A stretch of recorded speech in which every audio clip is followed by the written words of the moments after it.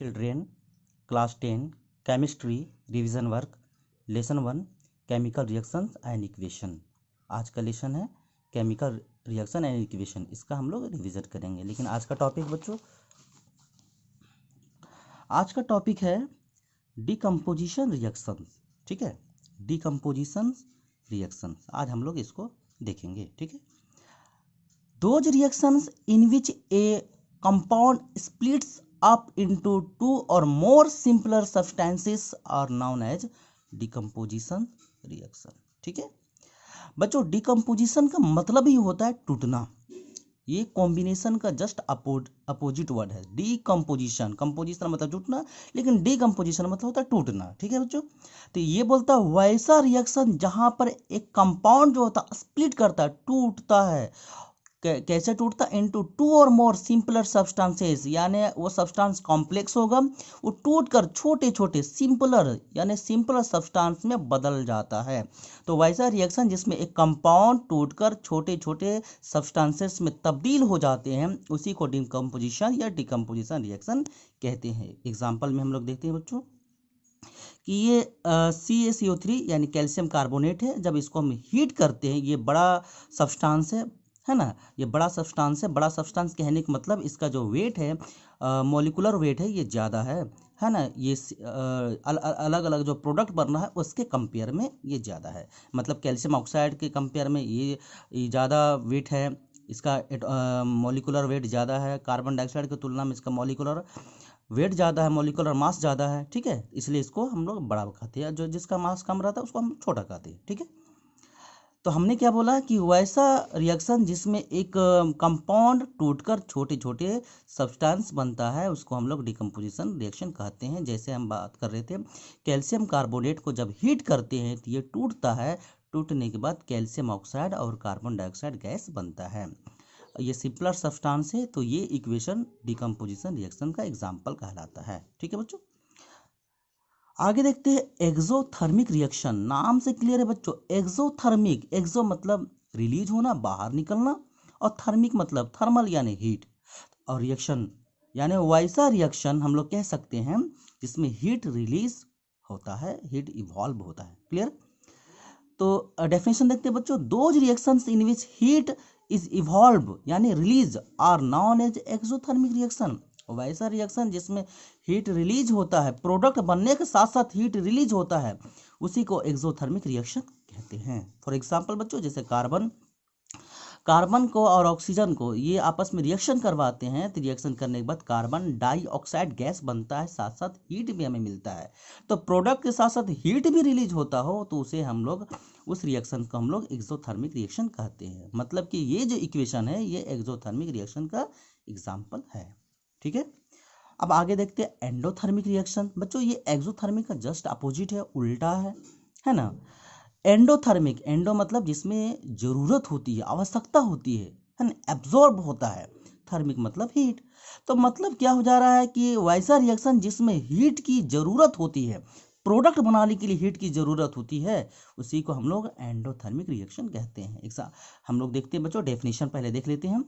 Those reactions in which heat is absorbed are known as endothermic reaction.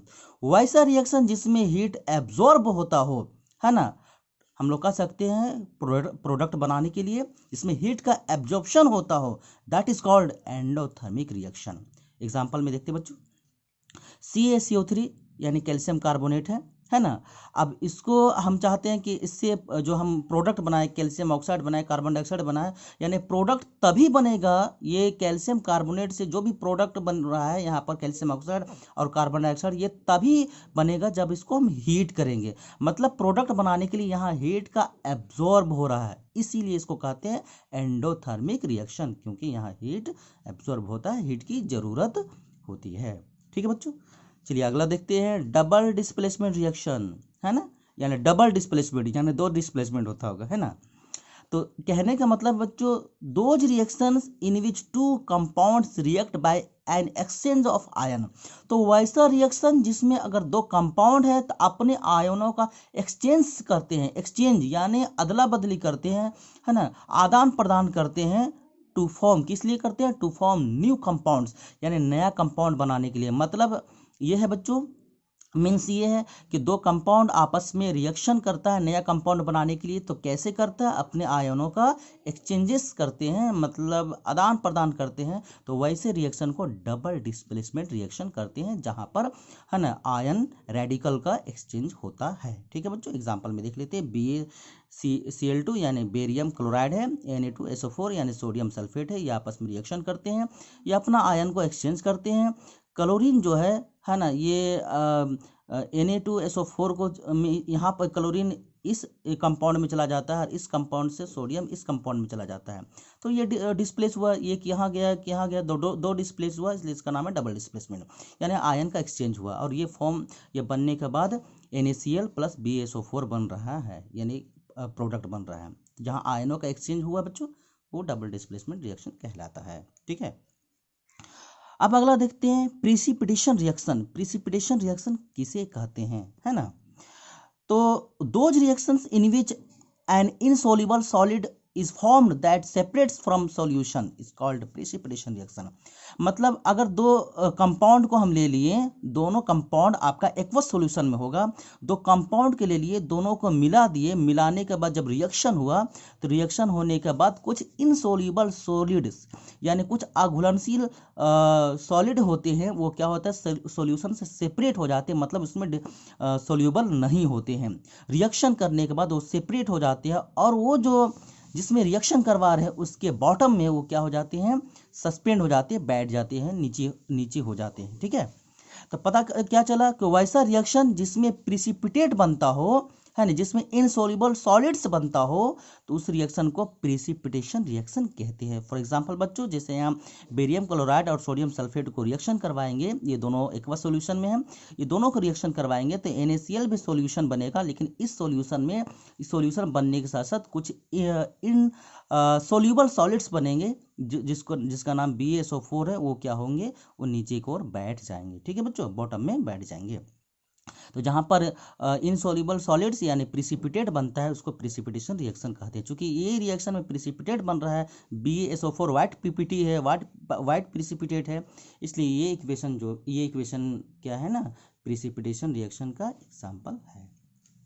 अगला देखते हैं बच्चों ऑक्सीडेशन रिएक्शन। ठीक है बच्चों, ऑक्सीडेशन का मतलब होता है ऑक्सीजन के साथ रिएक्शन करना। The addition of oxygen to a substance, मतलब क्या है कि ऑक्सीजन का ऐड होना टू ए सब्सटेंस में ऐड होना, यानी अगर ऑक्सीजन किसी सब्सटेंस में ऐड होता हो, या removal of hydrogen from a substance, या दो कंडीशन है, जहां ऑक्सीजन सब्सटेंस में ऐड होना या किसी सब्सटेंस से हाइड्रोजन का हटना, ये दोनों कंडीशन जो है ऑक्सीडेशन रिएक्शन कहलाता है। जैसे कि यहाँ पर कॉपर में ऑक्सीजन ऐड हो रहा है, तो कॉपर और ऑक्सीजन मिलकर कॉपर ऑक्साइड बन रहा है, तो ये जो इक्वेशन है बच्चों, क्योंकि ऑक्सीजन ऐड हो रहा है, इसलिए ये इक्वेशन ऑक्सीडेशन रिएक्शन का एग्जाम्पल कहलाता है। ठीक है।